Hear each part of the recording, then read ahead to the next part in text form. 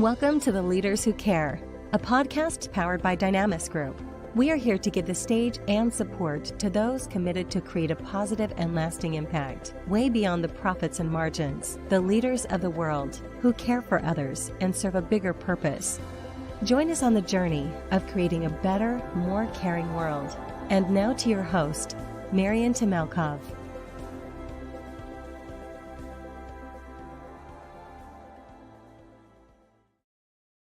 Happy Wednesday, dear audience. Today we have a privilege to welcome a great leader and a guest from a long distance. We're having Daniel Singh joining us from all the way from Tanzania in Australia. And it's really a pleasure and honor to have him here today.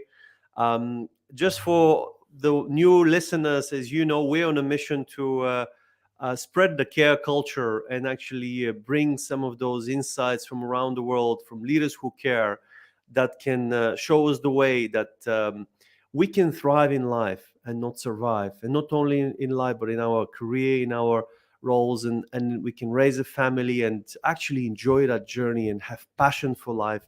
And that's why we bring people from every corner of the world to share their wisdom and knowledge.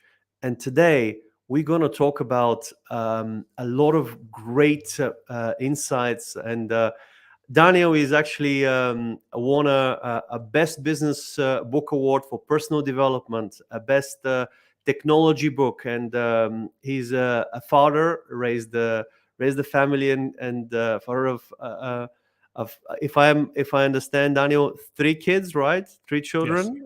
Yeah, that's and right. Maybe more on the way, who knows? That's enough. And also he consults leaders from really different industries to help them actually improve their productivity, make space. And the book is called Spacemaker, and would love to hear a lot of his insights. And we're going to talk about technology. We're going to talk about how to make space in our lives in order to thrive and not get to that moment of a depression or difficult time. So, Daniel, welcome and thank you for joining us today. It's so good to be here, and thank you for having me on the podcast. I had so many interesting, really insights when I looked at the book and what you are doing, Daniel. And I'll start from right away. You're very entrepreneurial, first of all, and you have a family with 3 children. How do you manage all this? Let's start with just how do I'm a father of a one child, and I found it sometimes challenging when you develop and grow a business. I can imagine what is it with 3. So give us your wisdom of how to do that effectively. Let's start with a really big question. Thanks very much, Marian. Look, I remember hearing someone say that when you have your first child, you become a dad. Like you just become a dad, right? And so you have to learn how to change nappies and raise kids and deal with all the mess. And somehow you rise to the challenge of it. It's probably the same with when you start a few businesses. Well, then you suddenly, I think I'm an entrepreneur. When you write a few books, it's like, oh, I think I'm becoming an author. And so partly my philosophy is just give it a go and work it out as I put stuff out into the world. Obviously, I've learnt strategies along the way. One of the things is that I'm not superhuman and I have limits, and I can burn out and I can stretch, I can burn the candle too thin. And so I do need to be able to put the most important things in my life first, and to make habits around that, which is partly what my book's about, making sure I have time for self-care, for exercise, for time with family, for time, to rest my mind and my body. That stuff always goes in first in my schedule. And I think those types of patterns have also helped me to have a bigger capacity to do new things because the foundations are in place. But yeah, I don't have any magic secret for juggling everything. A bit like you, I wrestle with space myself sometimes, and yet the wrestle is what helps me to know how to help others. Since a lot of the big part of our audience is leaders who really want to make a difference, and they often care beyond their self-interest. But I also believe that in order to be sustainable in what we do in business, and even to be a better father, better husband, better brother, or better son, in developing those areas, growing, learning, knowledge is essential. Deploying that and learning continuously is super important here. And I also believe we got to start taking care of ourselves in order to be sustainable in the longer run, to be able to have that time with our family, and serve the world, for greater purpose. So starting with the self-care, Daniel, you mentioned that you're on the verge of a few times burning out. Give us some stories or lessons that really made a profound impact on your way of living, on improving your way of living, rather than because often and hopefully you talk about prevention, or what can we do to maybe be aware of those things before they come, rather than just dealing with crisis. So basically, I'm very much a fan of how can we build a fire station as opposed to just preventing the fire. That sounds like a great idea. Look, maybe let me talk about when I prevented the fire one day, because then I started to build a fire station from there. So around about my early 30s, I had a young child, and I was building my own house, spending a bit of time kind of physically on the block. I was a physiotherapist at the time. I don't know, or a physical therapist in the States. So I was running a health center, and I had a number of staff in terms of healthcare. And I was also starting this productivity business, which ended up becoming Spacemakers. And I was also on the chair of I think I was chairing the board of my church. And so I had lots of volunteer things happening. And it was just too much. And there was one point where I just stopped sleeping as well, and I just didn't rest. I looked good on the outside. I was getting all the stuff done because I have a lot of energy, and I love doing things. And yet I think I was feeling increasingly drained on the inside. So my spiritual life wasn't catching up with my external life. And I experienced breathing difficulties. That was the first sign for me that I had to kind of wake up and change what I was doing. And I was breathless when I was speaking in front of people. And then I was breathless just in meetings. And then I found myself breathless at the dinner table, and eventually even breathless just reading books to my children at night. And so I had, lung tests and heart tests, and the doctor looked at my physicality, and there was nothing wrong with me physically, which I'm very thankful for.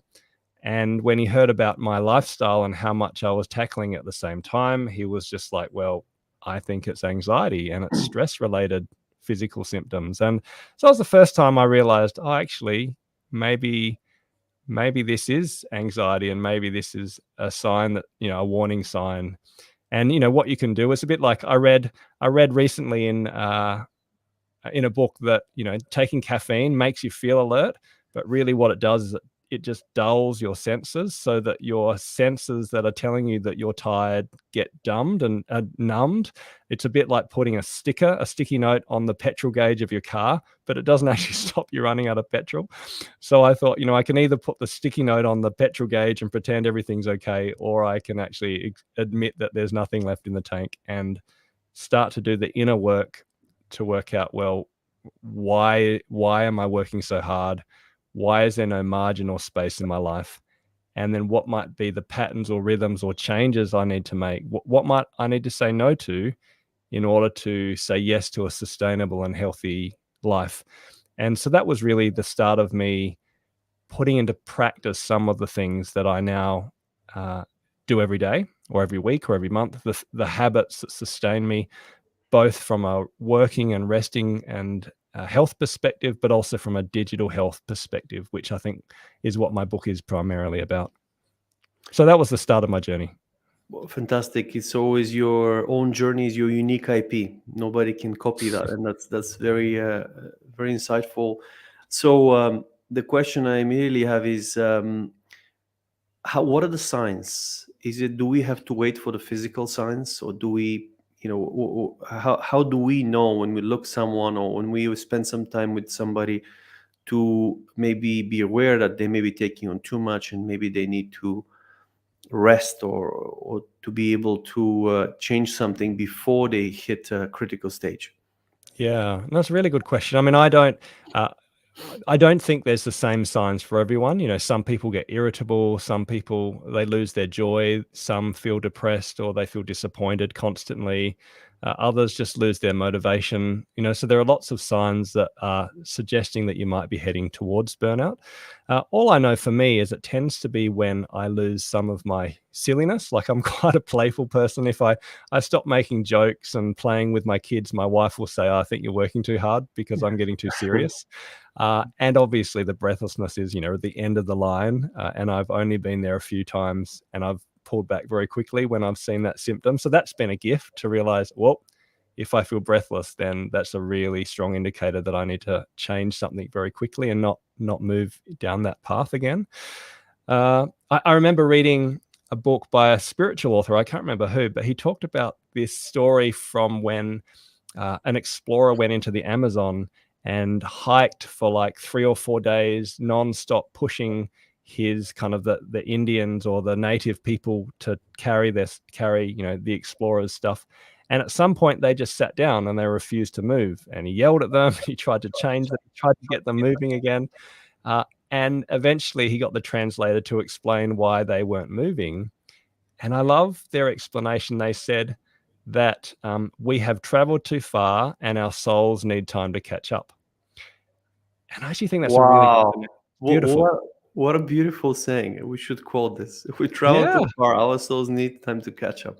Yeah, and recently, I mean, I had a very close friend pass away unexpectedly, actually last year, and it was another time when I'd released a book and I was doing all these stuff because the book was, you know, it was growing and people wanted interviews, and I was talking about making space, but I was actually running out of space again, and that was a bit of a kill switch for me, and it was like, oh, I felt like I was again running ahead of my soul and I was working from a place of emptiness or of maybe of loss or I don't know a place where I wasn't living from the inside out. I was living from the outside in, and I ended up having 3 weeks of silence where I was, you know, gifted by my family to go off for 3 weeks and actually have time by myself. And I read and I thought, I prayed, I walked on the beach, I and I literally felt there was one moment where I'm like, oh, my soul is now caught up, and I'm able to work from the inside out. And it's hard to describe because it's an internal journey, but there's a difference between running to stand still and being productive on the outside, but being anxious or insecure or tired or lacking peace on the inside. And sometimes we need to slow down and make space for our souls to catch up. That's just one of the most beautiful explanation I've heard of how to deal with that. And we talk about spirituality and souls to catch up, because often the deepest questions are spiritual questions, and I see a lot of people, and often even in leadership positions, may not pay a lot of attention to the spirituality. Tell us what role that spirituality played in your life and who you are as a leader and your success. That's a big question. Yeah, look, my spirituality is tremendously important to me and has always shaped who I am and how I make decisions. So, you know, I'm inspired personally by Jesus, and so he is my I call archetype. him the greatest carer of the world. That's Yeah, who he yeah, is. he's the greatest carer. I'm constantly amazed when I read the Gospels about he has this strength and this ability to know what he wants, and yet this humility and this sacrificial nature. You can't pin him down. You know, someone said that Jesus is a bit like soap in the bathroom. If you squeeze him too hard, you know, flies out, and you can't control him because he just doesn't fit the character that you expect. And I like that because it challenges me to be caring in a way that is different than myself. So yeah, in that sense, my faith and spirituality is really important. I'm It's an quite introvert. unique, it's just quite unique in it, just talking about Jesus and where, Yeah. because it's trying to compare him to something. It's just difficult, to I can't compare anything to him personally. And Mm, it's one thing to die for somebody you love. The other thing is to die for somebody who hates you and still say, mm, forgive them, and also to have that power. You said something very interesting about his character, and of course what he does, humility. So he has so much power, but also has so much humility. Yeah. That is what I look for in leaders. I would love And to I see humility in leaders who have a lot of power. I think I think often we're not a great reflection of who Jesus was, and that's where we run into trouble. Even I once heard someone give an amazing explanation of, when he says, if someone slaps your cheek, then turn the other cheek. And on the one hand, it sounds like we should just let ourselves get bullied. But he was speaking to a culture of slaves, and if a right-handed person slaps you on the cheek, it's because they're doing it backhandedly. They're not looking at you and they're just kind of treating you like an object. But if you turn your cheek and say, slap me again, they have to look you in the face and punch you with their, with their fist, and they need to treat you like a human. And so there's this kind of strength and this passive resistance nature. In the same passage, he says, if someone makes you walk 1 mile, walk the second. So the Romans used to walk 1 mile, go to a village, and then make the whole village carry their stuff, and then the village would have to walk back. So again, it's passive resistance. No, I'm going to walk 2 miles to show that I'm a human and I'm not under your control. So I just think we misinterpret Jesus. And yet when you look at who he is and what he says, there's this strength of character, but this humility that actually can guide what it means to care, but also to be a strong leader. Anyway, I'm off topic, but you got me talking about my favorite person. There's so much value there, I think, and it's just really important. But thank you for sharing that. And you were saying about your introvert, and really just to kind of continue your thought. Yeah. So the two things that have really shaped my personal spirituality, I would say, is contemplation. So the ability to have silence and reflection and quiet, and to somehow allow that to marinate in that silence and to somehow let it change me. So contemplation, but also community. And even though I'm introverted, I don't think that I could express my spirituality without being in relationships with other people, because you can sit in a room forever by yourself, but you'll never grow you can't really care for people if you're not with others, and you can't, learn to overcome the challenges of being in a community unless you're living in a community. So we have dinner once a week with a group of friends, and we've done that for more than a decade. And I just try to have patterns where people can invest in my life and I can invest in their life. They can call me out when I'm a jerk, and at the same time, they can encourage me when I'm struggling.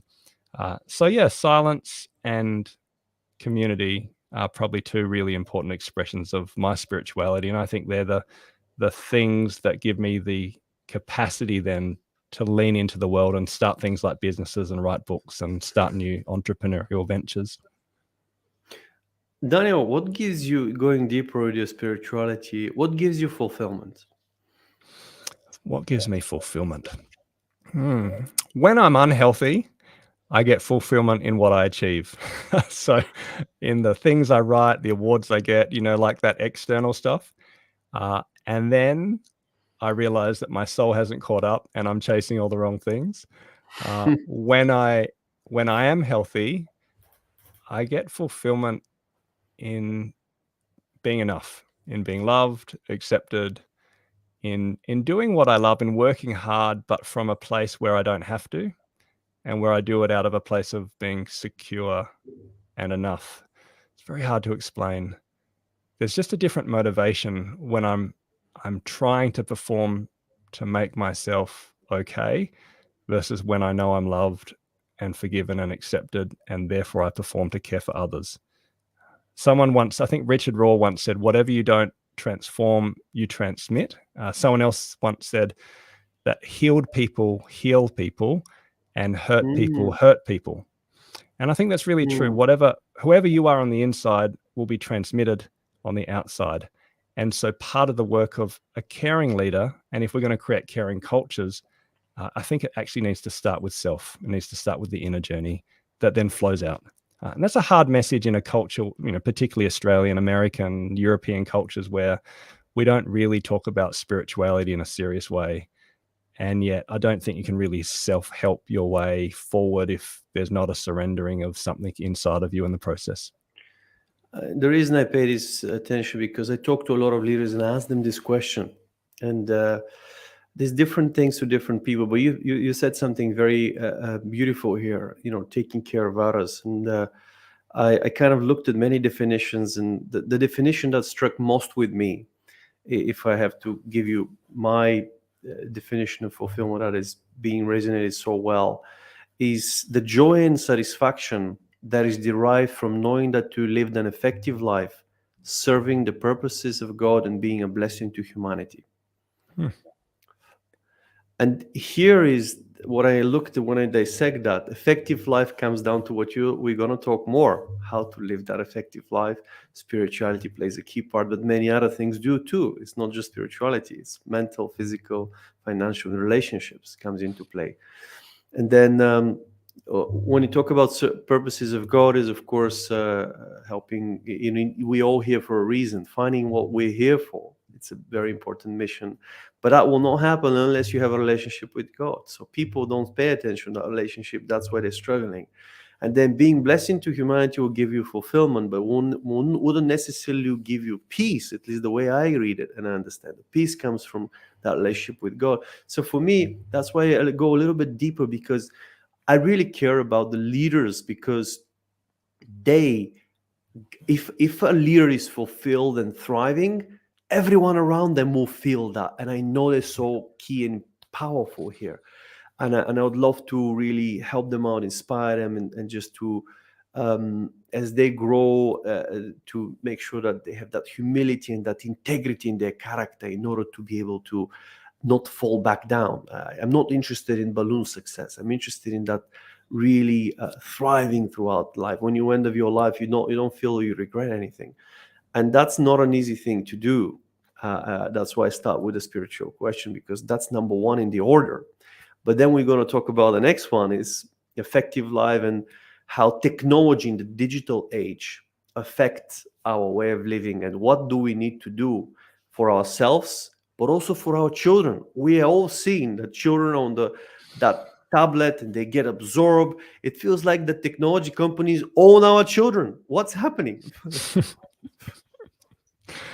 Oh, they're big questions. Which one would you like me to talk about first, ourselves or our kids? Well, start with ourselves, and we're going to go to the kids, because we can't help our kids if we don't put our mask on ourselves first. It's really true. I have two books. Spacemaker is about helping ourselves. So what might it look like for us to reframe our relationship with technology? It's not an anti-technology book. I use technology all the time. I've got a digital business, and yet too much technology somehow saps us and reduces us if we don't have deep relationships with physical people in front of us. If we lose our ability to think our own thoughts, not just hear other people's thoughts through Twitter or through Instagram, and the ability to rest deeply. If we lose those parts of ourselves, then I think then we can't lead well, because we're leading from a place of anxiety and fear, and you're just leading from a place where you don't know yourself. So I think we need space to know ourselves, and we need space in order to experience the courage we need to then lead. And that space only comes if we disconnect from technology from time to time and start to unplug, because the research says that almost all of us, particularly entrepreneurs or people who are like yourself and myself, living and working in the professional space, we're almost always online from the moment we wake up to the moment we go to bed. In Australia, the average knowledge worker is online. I think the office worker is online about 12 hours a day, which is pretty much whenever you're not sleeping, plus a few extra hours, and people are even increasing the technology in that space. So we need to start having a conversation about how to intentionally unplug from technology, and to create patterns and rhythms where we disconnect from time to time for maybe a digital free meal, or exercising without technology sometimes so you can think fresh thoughts. Maybe we need to have technology-free days, which I recommend and I do, in order to truly have a day of rest from work, because technology is my work, therefore I disconnect in order to disconnect from work. Or even habits like making sure we have holidays where we disconnect and use our technologies differently to break the cycle of constantly seeing what other people are seeing. And so I think the new productivity is attention management, and it has to involve a change in the way we understand technology and the way in which we shape our patterns around it. And so that's what my first book is about. I love what you just said, attention management. Hmm. Whoever has our attention um, has a lot of value. So that's what companies get paid these days, on how much they can hold our attention for. That's why you build billions and trillions of businesses on not holding our attention. Now, it's so easy to get distracted when you watch YouTube and you are there. Hey, here's a short, here's a thing, or TikTok, or what. So it's hard, and especially for children. But now I love your advice of obviously how we could start managing this ourselves. And then how do we teach our children? What is your best practices, or what you have seen that has worked? Yeah. And look, they definitely connect with each other. I mean, when I speak, so I do a lot of keynote speaking for leaders around hybrid teams and what it might look like to rethink productivity in the digital age and to make space. So that's all from my first book. But the number one question people always ask, I say, are there any questions? And the first question is almost always, what about my kids? How can you help them make space? And so my second book is called Raising Tech Healthy Humans. It's not out yet. It comes out in November, but it's a practical book to help parents. Will be a great one. Looking forward to the Yeah, to this one. hopefully. It's about helping parents reset their kids' tech habits so that they have a great start to life, particularly 5 to 12-year-old kids. So before they're teenagers and their whole world is soaked with technology. And it's interesting. I started the book for two reasons. One, I heard a quote by Elon Musk, and he said that we're all cyborgs now. And basically, we should get over it. So, a cyborg is like Darth Vader, half machine, half human. And there's a reality that actually I am a bit like a cyborg now. I'm always online. I need it for everything. If I didn't have my phone or the internet, I couldn't even earn an income now because of my job. So I am kind of mediated by screens. But I also push back against the vision that that's okay, that we're only meant to be cyborgs, because I think there's a part of our humanity that goes missing. And that's really why I called the book Raising Humans, Raising Tech Healthy Humans, because I believe that we can raise kids to be humans and have tech rather than create cyborgs, I suppose. And when I asked my kids, I said to them, what are the best experiences of your life so far? My daughter's 15, my third son is 10, so I've got that kind of age range. And I loved their responses. Like, it was like, I used to jump on the trampoline with my neighbor and that was fun.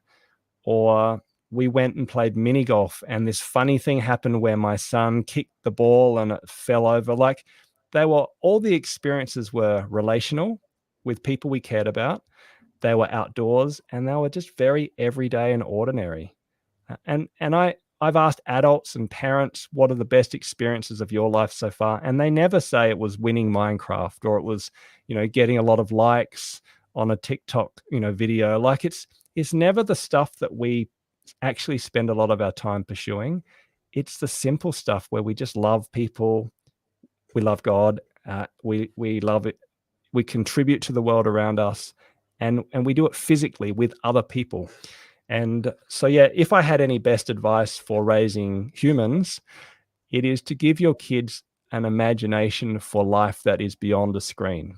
So let them enjoy screens, but give them a greater yes, which is to explore the breadth and depth of what it means to be human, to climb trees and ride bikes and to look for yabbies in the creek, to actually pay attention to the smells when it rains, or to look for cloud formations and use their imagination, or even get bored from time to time and let their mind wander, because they haven't got a phone to pull out and then just see what new video has come out from the States.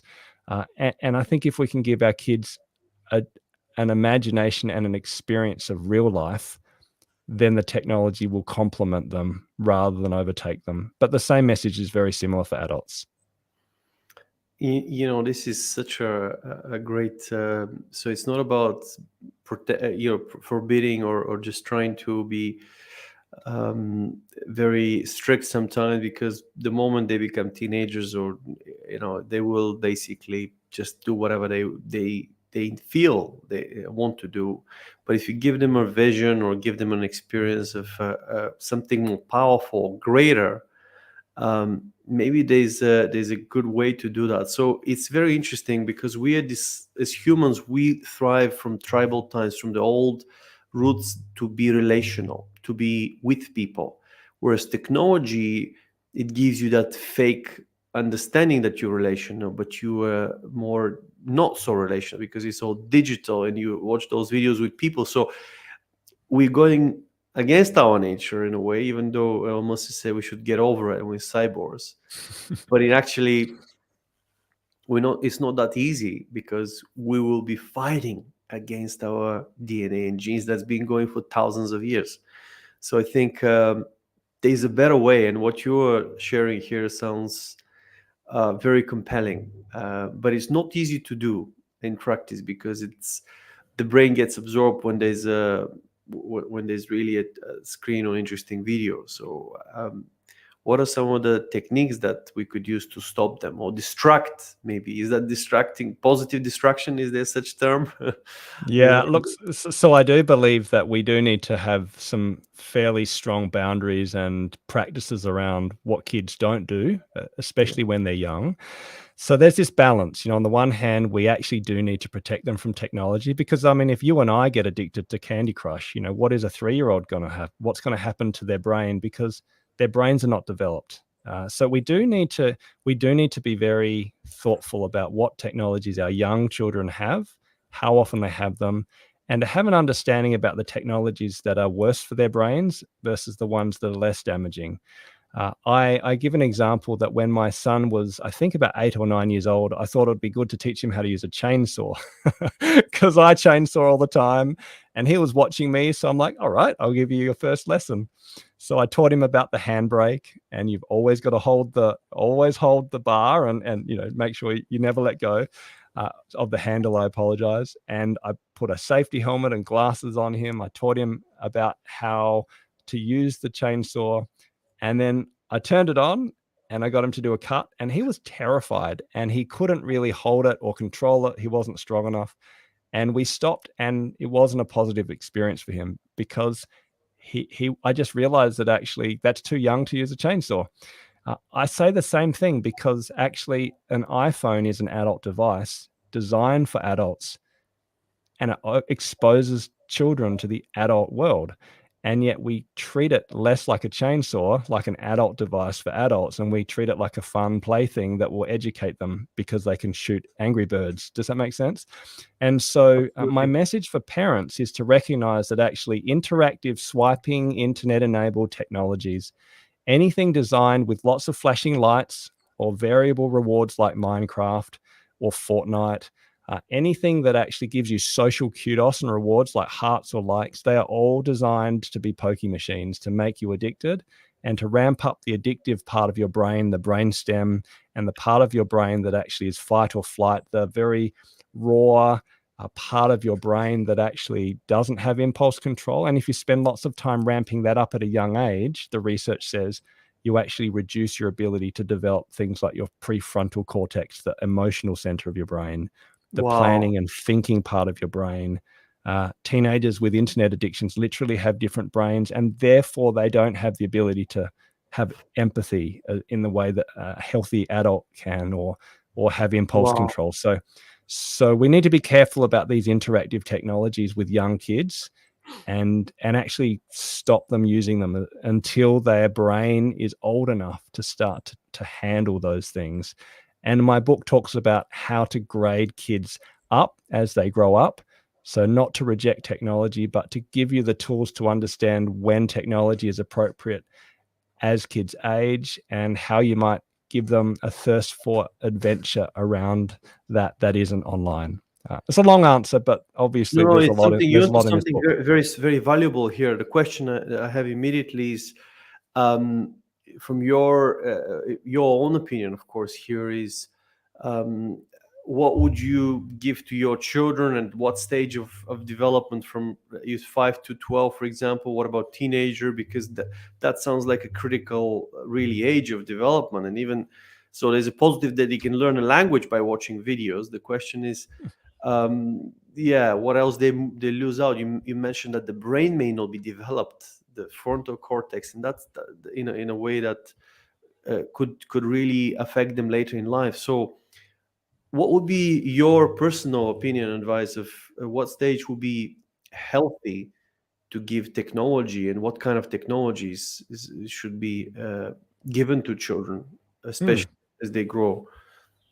Yeah, and look, whenever I give this advice, I do want to acknowledge that there are different cultures and different Yeah, families and different situations. I mean, there are single parents who just need to give their kids more yeah, technology just to pay the bills. So it's very hard to give a single number. What I will quote is what the Australian and I think American and British pediatric societies actually give as the guideline based on research. So that is no technology at all for infants, so 0 to 2 years old, no television, no screens. And I think you can do FaceTime and talk to people who you care about, but basically try to make very early childhood screen free. There are really no advantages to giving them screens and lots of disadvantages. And then from 3 years old, well, from 2 years old to 5 years old, a maximum of 1 hour a day of screen time. And from 5 years old to 18 years old, maximum of 1 hour when it's not homework and study. So, I mean, very few people are able to actually follow those guidelines, but they're based on the best research in terms of health and brain wow, development. But also the types of screens that you use are really important. So interestingly, many parents get concerned about TV because it feels like the kids are being lazy and just sitting there watching TV. But actually, TV is less damage. Damaging is not the right word. TV stimulates the brain, and particularly kind of those fight or flight parts of the brain, less than an iPad or an iPhone where you're swiping and seeing those kind of interactive things happening. And so, in many ways, from a mental stimulation point of view, you're better off giving your kids passive television or Netflix when they're younger, and biasing that over any kind of games like, Angry Birds or Candy Crush. Of course, there are some educational things that are useful, but again, you just want to be careful that anything interactive will stimulate the brain in a different way than the passive stuff. So they call that leaning forwards technology, which is the interactive stuff. Be careful of that. The passive leaning back technology is actually, ironically, a bit better for the brain. And the last thing I'd say is think about the how close the screens are to your eyes. So typically the leaning forward technologies, so the handheld devices, they're used less than 40 centimeters from the eyes. And according to the World Health Organization, nearsightedness or myopia is exploding. They now expect that 50% of the world's population will be nearsighted by 2050 because of our use of screens and a lack of sunlight. And that's not just glasses. People who have severe nearsightedness have significant visual problems when they're adults. So in one study in China, kids who were in lockdown for 6 months in China were 30% more likely to be nearsighted and have myopia in the ages of 6 to 7 years old, I think, than their counterparts. And so we also need to be careful how close the screens are, and that's why it's better to bias televisions that are further away from the eye point of view, unless you're reading and writing for educational purposes. So it's just having those principles and then allowing you to start making decisions about your child's mental and visual health based on good advice. no, thank you so much for sharing that. It's when is the book officially expected? You mentioned it's coming soon. Yes, end of November is the expected date. But you know what it's like. You can be pregnant and be a few days forward or late. But Yeah, well, it's very soon. It's coming soon. We're in the final edits and we're doing the graphic design now. looking forward to that. Here, since we also have Gen Z listening to this, what about if you're already in your 20s? How do you really, how can we help the Gen Z really, especially from the digital world when they're born in a tech-heavy world, and maybe they already have had that excessive screen use, and they may have some addictions to it. So what would be your advice to them? Yeah, and look, probably the same as for me. I mean, I get addicted to my phone all the time, and the reason I know so much about making space is because I realize that I'm so addicted to it. So I'm not preaching from a place of perfection at all. I would say start to think about the impact of digital technology on your mental health and your habits and your relationships, and just try to work out, what's healthy and what is in line with your values, and where are the kind of areas where you're like, no, this is just dumb. Why am I spending hours on this? And does it really contribute to my life, or does it actually take away from the time I have for other things? So maybe do a bit of a mental audit of your habits digitally. And then I would say pick one thing that you'd like to change. Like any habit change, I'm a productivity consultant. You always start with one small thing and actually see if you can just make a positive change in your life. So my favorites are things like, can you have a digital free meal? So actually eat dinner with people in your family, in your life. It might be a partner, it might be a flatmate, it might be kids, but eat together around a table and actually talk and put your phones away. That's a simple habit-ish, and you could start with that. Another simple habit I love is, why don't you charge your phone outside of your bedroom and actually make your bedroom digital free, and wake up and just think your own thoughts and reflect, rather than having bad news come on the radio, or rather than checking your email as soon as you wake up, or scanning social media and suddenly finding out all the angry voices from your friends and kind of, circles. What if you could just actually pray or meditate or think about the day, or just be quiet? And what if you ended the day like that as well? So some very simple habits, like space to bookend the day, or space to eat with people. Uh, those kind of things can change your life, just one habit at a time, no matter whether you're Gen Z, Gen X, a boomer, even someone from the older generations. And when is the screen time too much? When you get a headache, when you get irritable. I think for an adult, screen time is too much when you're not pursuing things that really matter, because you only have one life. And if you're spending 2 hours a day watching Netflix, what type of life are you missing out on? Who won't you be loving? Who won't you be talking with? What adventures won't you be having? What skills won't you be learning? It's not so much about the screens, it's about the stuff that gets pushed out because of the time and focus and attention you're giving to things that aren't always that meaningful. So, I mean, I love TV. I love playing, particular games. I'm not anti-tech, but gosh, I don't want to spend 2 hours on Instagram a day. That would just be a waste of my life. Do you know what I mean? And so how do you say no for a greater yes? What is that greater yes? And how do you pursue it with passion? Because that's how you'll live a life that's meaningful. Beautiful, really. And since we're really on a mission and hope to bring more care to the world, what is your hope for more caring world? I think it relates to the earlier conversation we had about hurt people hurting people and healed people healing people. I think that I would love people to make space to examine their own world, their own thoughts and their own feelings, and to have the courage to change and to listen. For me, I listen to the Spirit of God. You might have different language or different experiences, but I wanna live the life I'm meant to live, but I won't know what that is if I drown out my life with noise. So yeah, my vision is to make space to create healthy people who can then create caring cultures, caring countries, caring organizations, to transform the world through one healthy person at a time, so that even as a culture, wouldn't it be great if we let our souls catch up, and therefore we made decisions from a place of health, not anxiety? That would be amazing. Daniel, this has been a wonderful talk and very insightful. Thank you so much, really, for taking the time, and the beautiful mission.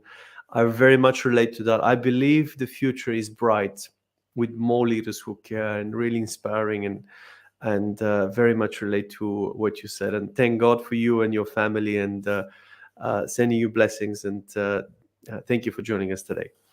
Thank you so much, Marion. I love your vision for a caring culture and for the world to be a caring place. Keep doing what you're doing. Thank you.